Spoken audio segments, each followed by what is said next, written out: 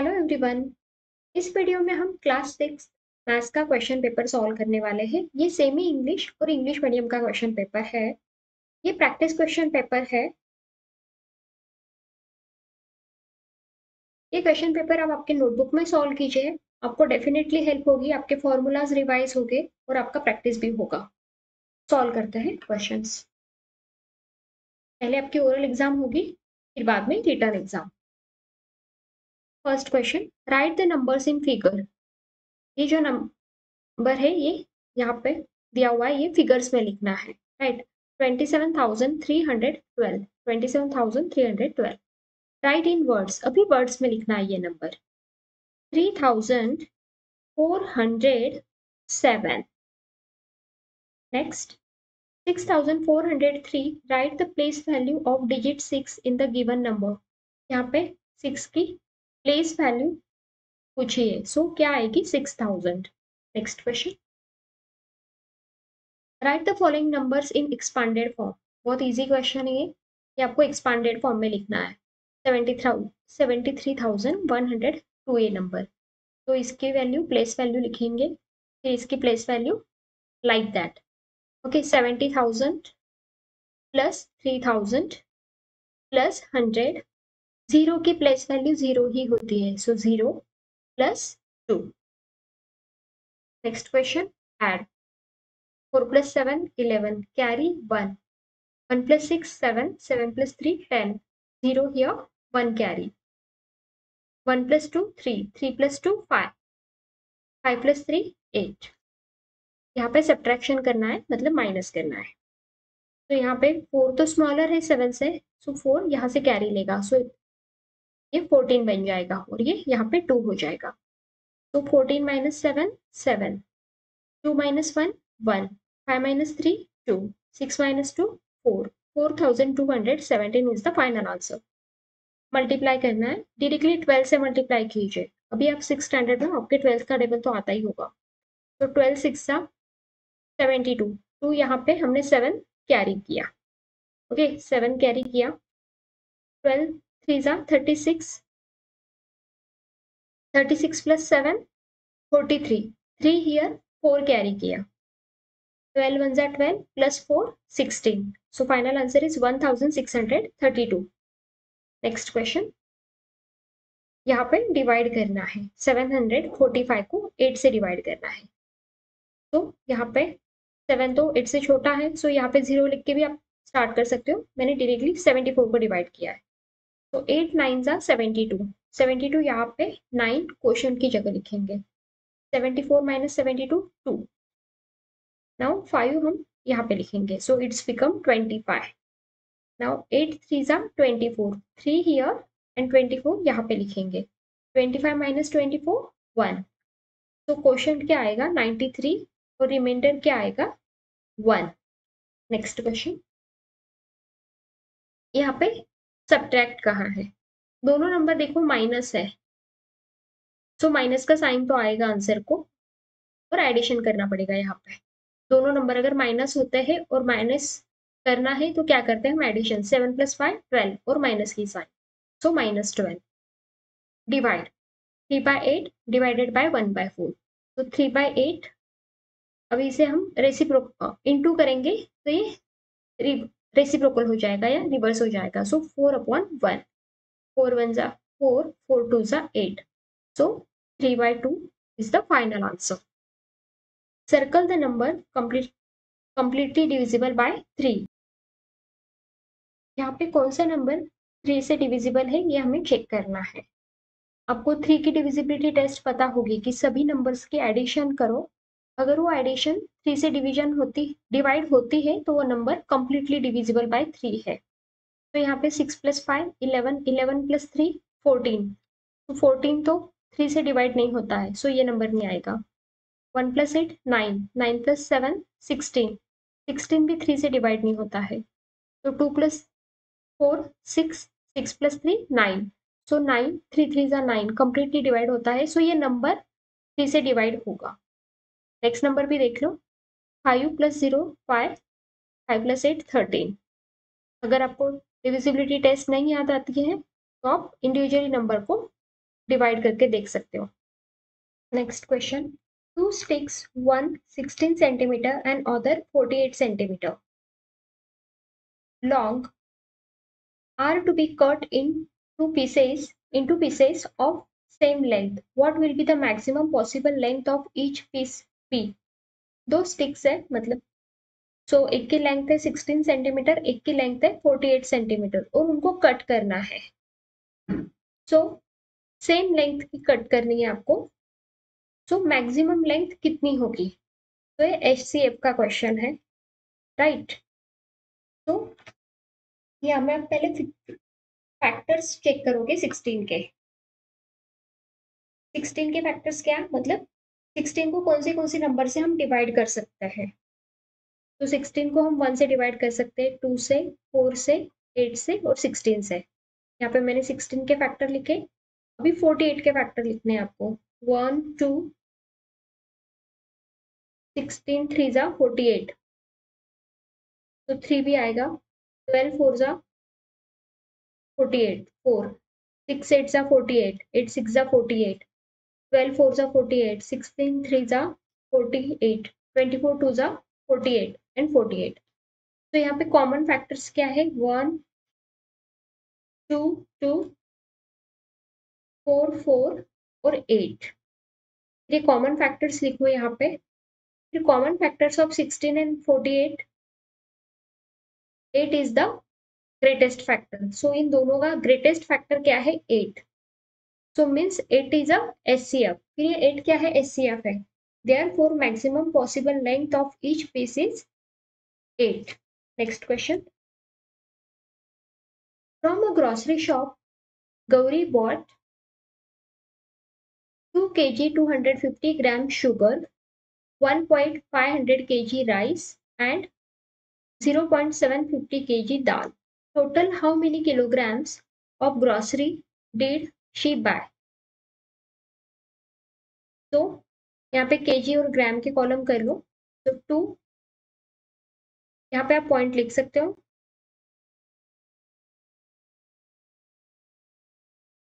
तो 2 kg 250 ग्राम, 1 kg 500 ग्राम, 0 और 750, इन सब का आपको एडिशन करना है।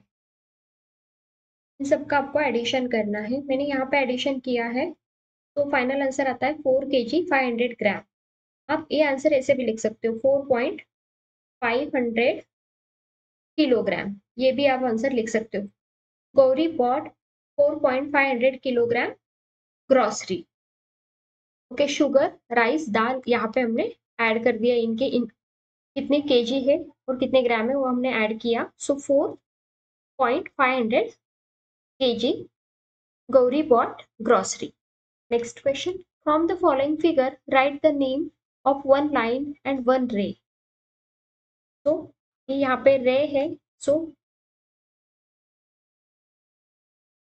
रे की जगह पे हम लिखेंगे रे RP। और यहाँ पे QS ये भी एक लाइन है और ए भी एक लाइन है। तो हम यहाँ पे क्या कहा है? वन लाइन एंड वन रे। सो QS में लिख रही हूँ यहाँ पे, आप AB भी लिखते हो तो चलेगा। Next question, name the type of angle shown by arrow in the following figure. तो ये वाला एंगल कौन सी टाइप का है ये आपको बताना है। तो अगर आप ये एंगल देखोगे तो ये 180 डिग्री से बिगर है। जो एंगल 180 डिग्री से बिगर होता है और 360 डिग्री से कम होता है उसे रिफ्लेक्स एंगल बोलता है। तो this is the reflex angle. Next question आपको यहाँ पे, let's play under program following table shows number of student playing different games. Kho kho, running race, cricket, लगोरी, ये कितने स्टूडेंट ये गेम खेलते हैं यहाँ पे दिया हुआ है। Use the data and make a bar graph. आपको ये डाटा यूज करना है और बार ग्राफ ड्रॉ करना है। तो आप आपके घर पे क्वेश्चन सॉल्व कीजिए। नेक्स्ट क्वेश्चन, उससे पहले आप चैनल को सब्सक्राइब कर लीजिए। In one garden there are 40 saplings of rose and 50 saplings of hibiscus flower. Find the ratio of rose to hibiscus flower. Sapling मतलब मराठी में इसे बोलते हैं झाडाची रोपं. ओके, सो हमें रेशियो किसका निकालना है? Ratio of rose to hibiscus flower का. सो हम पहले नंबर ऑफ सैपलिंग्स किसके लिखेंगे? न्यूमरेटर में रोज के, number of saplings of rose, और हिबिस्कस के डिनोमिनेटर में लिखेंगे number of saplings of hibiscus. So 40 rose के और हिबिस्कस के 50. तो यहाँ पे 40/50 हमने लिखा. देन अभी हम दोनों नंबर्स को हम 10 से डिवाइड करेंगे, तो हमें फाइनल आंसर मिलता है 4/5. Ratio of rose to hibiscus flower is 4:5. ये लाइन आपको एग्जाम में लिखनी है, कंक्लूजन लाइन. अगर आप यहाँ तक ही छोड़ दोगे तो आपका हाफ मार्क कट हो जाएगा. सो ये लाइन लिखिए आप. Next, convert the following fraction into percent. ये फ्रैक्शन को परसेंट में कन्वर्ट करना है. तो फ्रैक्शन में मतलब परसेंटेज में कन्वर्ट करना है, मतलब डिनोमिनेटर में 100. सो 25 को कौन सी नंबर से मल्टीप्लाई करते हैं तो हमें 100 मिलेगा? 4 से मल्टीप्लाई करेंगे तो न्यूमरेटर एंड डिनोमिनेटर को दोनों को भी हम 4 से मल्टीप्लाई करेंगे. 15 4 जा 60, 25 4 जा 100. सो ये कितना हुआ? 60%. Next question. Rahim bought apples for rupees 1500 and sold all of them for rupees 1800. Did he incur profit or loss? How much? 1500 के एप्पल उसने 1800 में सोल्ड किए, तो डेफिनेटली उसको प्रॉफिट ही हुआ है. और कितना प्रॉफिट हुआ है ये हमें फाइंड आउट करना है. सो कॉस्ट प्राइस कितनी थी? 1500. सेलिंग प्राइस कितनी है? 1800. उसे प्रॉफिट हुआ है क्योंकि सेलिंग प्राइस कॉस्ट प्राइस से ज्यादा है. तो profit is equal to selling price minus cost price. 1800 minus 1500 is equal to 300. So Rahim incurred profit of rupees 300. Next question. Solve the following equation. Y minus 5 is equal to 12. Y minus 5 is equal to 12 हमने यहाँ पे लिखा. Y is equal to 12. यहाँ पे minus 5 है तो इधर plus 5 हो जाएगा ये. तो 12 plus 5. Y is equal to 17. Next question. Channel को सब्सक्राइब कर लीजिए नेक्स्ट क्वेश्चन सॉल्व करने के पहले. Read the following example and fill in the boxes given below. Samir deposited 15,000 rupees in a bank at the rate of 7% per annum for 1 year. He received rupees 1,500 as an interest at the end of the year. तो यहाँ पे आपको क्या दिया है? Boxes दिए, उसमें आपको वैल्यू पुट ऑन करनी है. बहुत इजी एग्जांपल है. सो प्रिंसिपल अमाउंट क्या है? 15,000. उसके पास कितने डिपॉजिट किए थे उसने? 15,000. कितने टाइम के लिए? 1 ईयर के लिए. कितना रेट ऑफ इंटरेस्ट है? कितने रेट से? 7% का. सो यहाँ पे हम 7 लिखेंगे. इंटरेस्ट कितना मिला उसे? 1050. सो यहाँ पे 1050 हम लिखेंगे. Circle the isosceles triangle from the given option. आपको पता है आइसोस्केलस ट्रायंगल मतलब दो साइड्स इक्वल होती है. तो यहाँ पे टू साइड्स इक्वल कहाँ पे दिख रही है? तो यहाँ पे 4 4 दोनों इक्वल है. So B is the correct answer. Next question. Write the pair of opposite sides from the following figure quadrilateral LMNP. LMNP में हमें क्या लिखना है? Pair of opposite sides. Opposite sides लिखनी है. साइड LP और साइड MN और side PN और साइड LM. यहाँ पे भी साइड लिख लो वर्ड. तो यहाँ पे आंसर लिख लिया हमने अपोजिट साइड. ये इसकी अपोजिट साइड है, ये इसकी अपोजिट साइड है. राइट. बहुत इजी क्वेश्चन है. Next question. Draw a line L, take a point Q outside it. Draw a perpendicular on line L from point Q using compass. आपको आपके नोटबुक में क्वेश्चन सॉल्व करना है. Next question. In the following figure, color 5 squares using pencil. Find the ratio of colored square to total number of squares. तो यहाँ पे 5 square को आपको कलर करना है. तो कोई भी 5 कलर बॉक्सेस को कलर कर सकते हो. 1 2 3, 4 और 5। ओके, तो यहाँ पे आपको ये 5 बॉक्सेस को कलर करना है। कलर आप अच्छे से करो, मैंने सिर्फ यहाँ पे आपको एक्सप्लेन करने के लिए ऐसे बताया है। तो अभी रेशियो निकालना है, colour square to total number of square. ये देखो टोटल नंबर, ये वर्ड पे ध्यान रखिए। So ratio is equal to colour number of colour square upon colour square पहले आएगा क्योंकि colour square to total number of पूछा है। So total number of squares denominator में। सो कलर स्क्वायर कितने हैं 5 और टोटल स्क्वायर्स आपको काउंट करने हैं 1 2 3 1 2 3 4 5 6 7 8 9 10 11 12 13। So 5 upon 30. So final answer is 5 by 30. Next question. Out of 13,500 square meter farmland possessed by Ashok, 30% farmland is not ploughed. Find the area of farmland ploughed by him. इथे सांगितलंय की 30% farmland is not ploughed. म्हणजे मराठीत म्हणजे 30% ही जमीन नांगरलेली नाहीये आणि हिंदीत त्याला हल चलाना। 30% जमिनीवर त्याने हल नहीं चलाया हुआ है। तो find the area of farmland plot by him. तो कितना एरिया उसने फार्मलैंड किया है, प्लॉट किया है, प्लॉट किया है, यह हमें फाइंड आउट करना है। तो टोटल एरिया कितना है 13,500 स्क्वायर मीटर। तो percentage of farmland is not plot कितना है 30%। Percentage of the farm, suppose x square meter farmland is plot, so x upon 13,500, तो 30 अपॉन 100। तो यहाँ पे अभी हम ये 100 कैंसिल करने के लिए दोनों साइड पे हम 100 से मल्टीप्लाई कर देंगे, या right. So x is equal to क्या आएगा 30 अपॉन 100 इंटू ये यहाँ पे मल्टीप्लीकेशन में ले लिया। आप एक स्टेप ऐड कर सकते हो इसमें, राइट।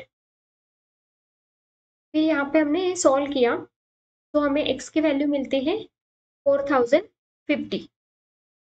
तो ये कितना एरिया है, ये नॉट वाला एरिया है। हमें क्या पूछा है find the area of farmland plot. So ये हम टोटल एरिया में से माइनस कर देंगे।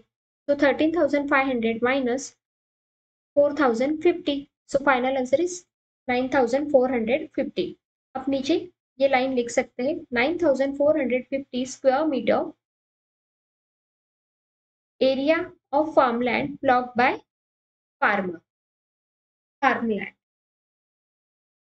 Ashok.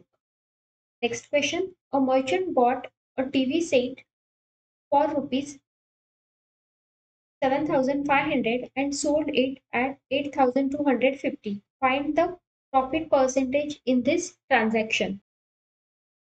तो टीवी सेट लाया था 7,500 में, सोल्ड किया 8,250 में। सो प्रॉफिट कितना परसेंटेज हुआ है ये हमें फाइंड आउट करना है। So cost price 7,500, selling price 8,250, profit is equal to selling price minus cost price. ये फॉर्मूला हम यहाँ पे लिखेंगे।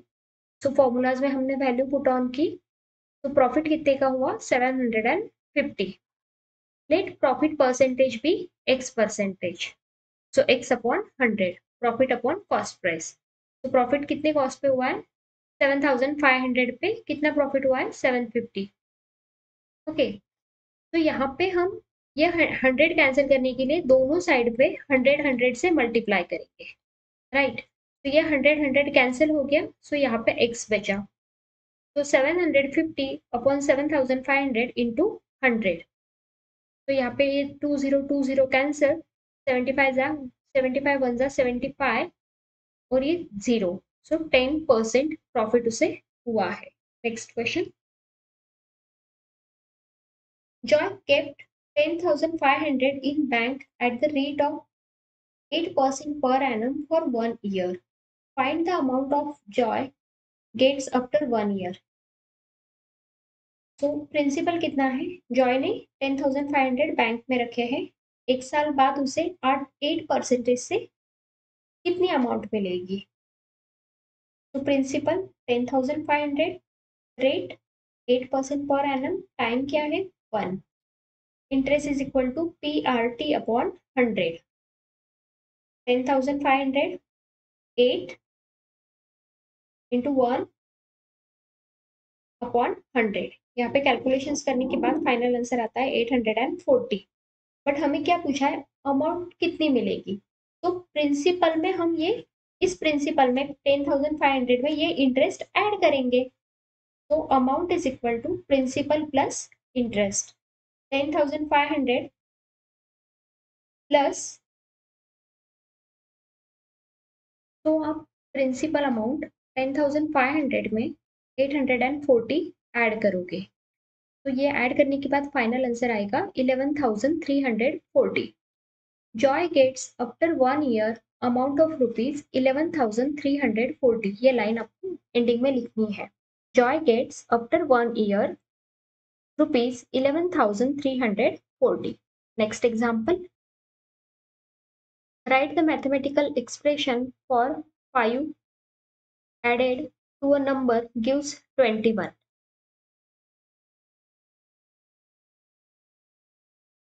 So let us suppose number is x. 5 added to a number gives 21. तो x plus 5 ऐड करने के बाद 21 मिलता है, इज इक्वल टू 21। तो x is equal to 21 minus 5, ये 5 इस साइड जाएगा तो माइनस हो जाएगा, तो x is equal to 16। Next question,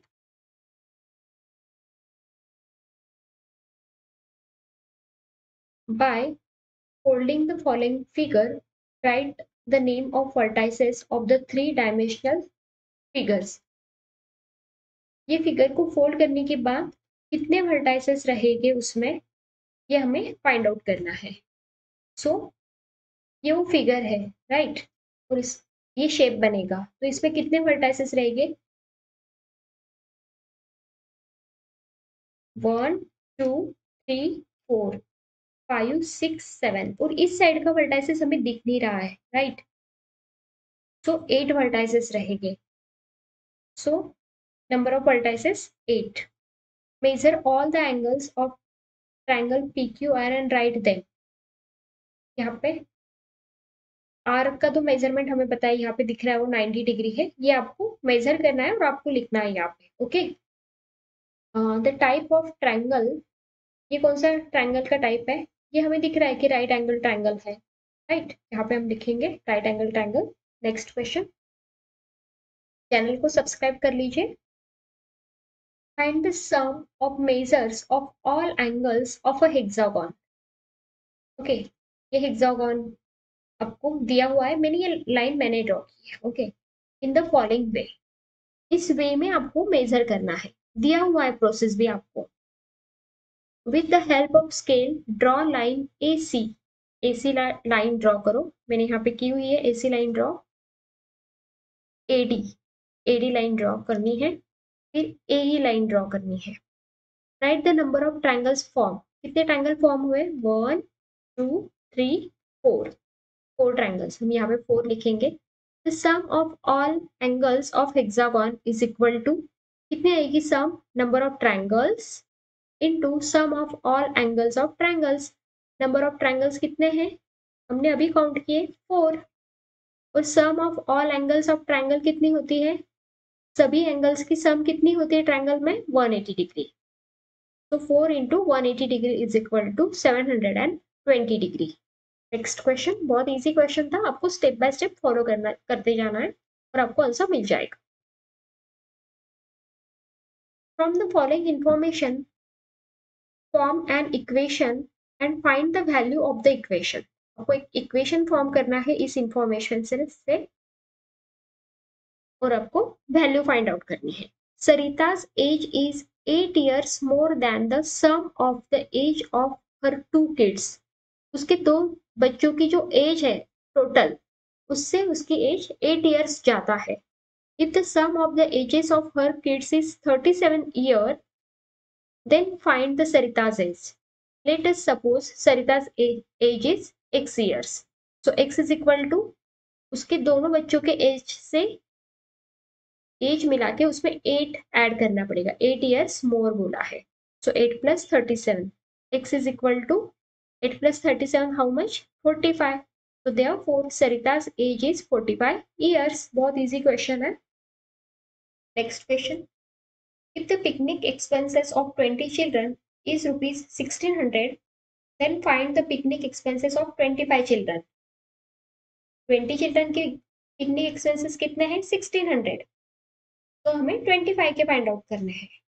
तो picnic expenses of 20 children is 1600। Picnic expenses one child के हम फाइंड आउट करेंगे, तो 1600 को हम 20 से डिवाइड करने के बाद हमें वन चाइल्ड के पिकनिक एक्सपेंसेस मिलेंगे। 1600 डिवाइडेड बाय 20 हाउ मच ₹80। तो अभी 25 के हमें पूछे हैं, सो हम 80 को हम 25 से मल्टीप्लाई करेंगे। Picnic expenses of 25 children is equal to 80 into 25, तो ₹2000। Next question, cost of one article is ₹400। If the same article is sold at ₹600 by the shopkeeper, then find the profit percentage or loss percentage incurred by the shopkeeper।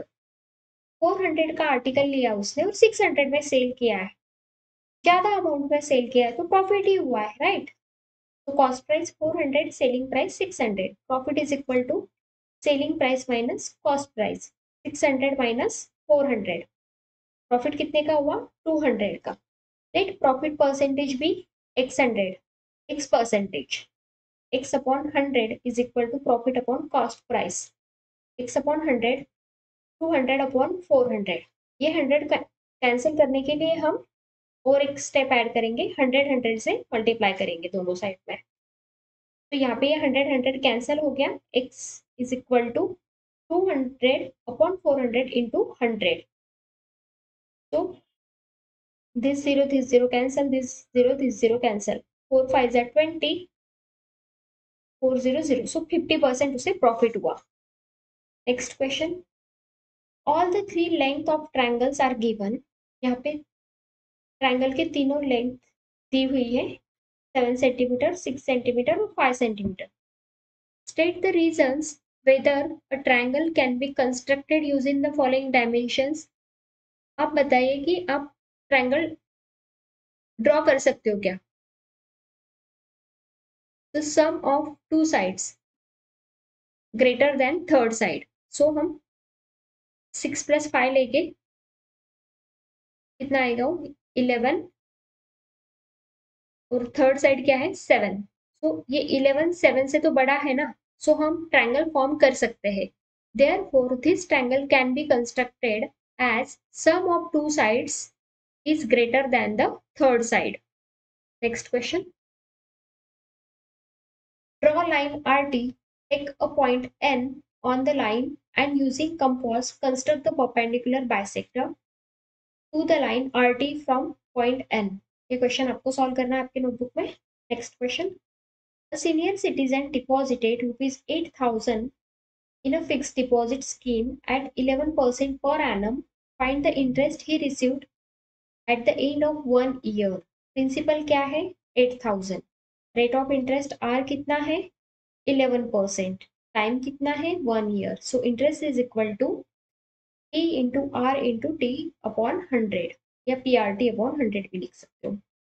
तो P की value 8,000, R 11, time 1 divided by 100। तो this 0 cancel, this 0 cancel, 11 1 सा 11, 11 8 सा 88, और ये 0 880। So he receives 880 interest at the end of 1 year, senior citizen। तो ये लाइन आपको एंडिंग में लिखनी है यहाँ पे। Next question, from the following 3-dimensional figures find the number of faces and write the box।